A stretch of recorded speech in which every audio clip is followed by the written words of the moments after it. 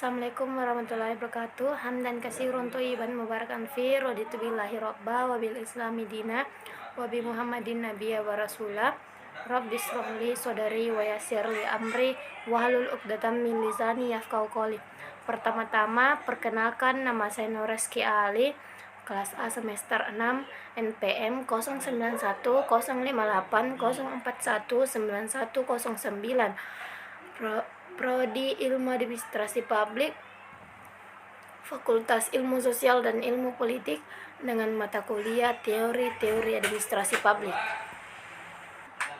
Kerangka teori dan bentuk teori. Pengertian kerangka teori merupakan suatu gambaran atau rencana yang berisi tentang penjelasan dari semua hal yang dijadikan sebagai bahan penelitian yang berlandaskan pada hasil dari penelitian tersebut.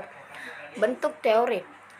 Teori bentuk adalah pendapat Plato bahwa bentuk-bentuk non-fiksi merupakan realitas paling akurat. Ketika digunakan dalam konsep ini, kata bentuk atau ide sering ditulis atau dicetak miring.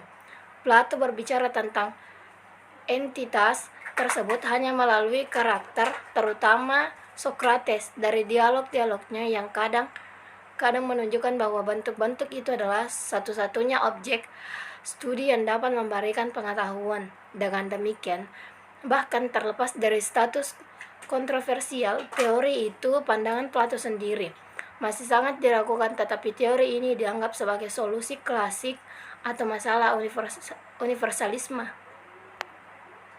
Fungsi teori dan proses pembentukan teori.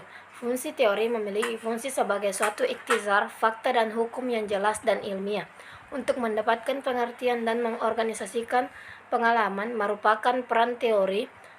Suatu teori baru dapat mentransformasikan atau dapat mengadakan perubahan hubungan antara hukum dan fakta. Sesuatu yang sudah dikenal maknanya dapat ditransformasikan menjadi unsur baru dalam teori yang baru. Kemudian para ilmuwan menyepakati fungsi teori ada 3, yaitu mendeskripsikan, menjelaskan, dan memprediksi. Proses pembentukan suatu teori berlangsung melalui beberapa langkah, yaitu pertama, pendefinisian istilah merupakan hal yang sangat penting dalam teori, terutama berkenaan dengan kejelasan atau ketepatan penggunaan istilah yang telah didefinisikan. Pembentukan teori. Ketiga, mengadakan induksi dan dedukasi. Induksi dan dedukasi merupakan 2 proses penting dalam mengembangkan pernyataan-pernyataan teoritis.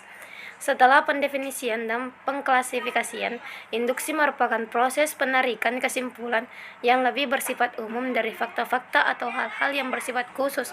Deduksi merupakan penurunan kaidah-kaidah khusus dari kaidah yang belum umum. Keempat, dalam informasi, prediksi dan penelitian, pembentukan suatu teori yang kompleks mungkin berpangkal dan dari inferensi, yaitu penyimpulan dari apa yang diamati. Inferensi ini mungkin ditarik melalui perumusan asumsi, hipotesis, dan generalisasi dari hasil-hasil observasi sesuai dengan fungsi dari teori, yaitu memberikan prediksi. Teori juga berkembang melalui prediksi dan juga penelitian. Ada prediksi yang dibuktikan dengan suatu penelitian, tetapi ada juga prediksi yang tetap sebagai prediksi. Proses pembentukan teori. Kelima, pembentukan model-model. Karena yang dicakup dengan teori sering menyangkut hal-hal yang sifatnya abstrak dan kompleks, maka untuk memberikan gambar yang lebih konkret dan sederhana, dibuat model-model. Model ini menggambarkan kejadian-kejadian serta interaksi antara kejadian. Keenam, pembentukan subteori. Suatu teori yang telah mapan dan komprehensif mendorong untuk terbentuknya subteori. Subteori ini cenderung memperluas lingkup dari suatu teori dan juga memberikan penyempurnaan.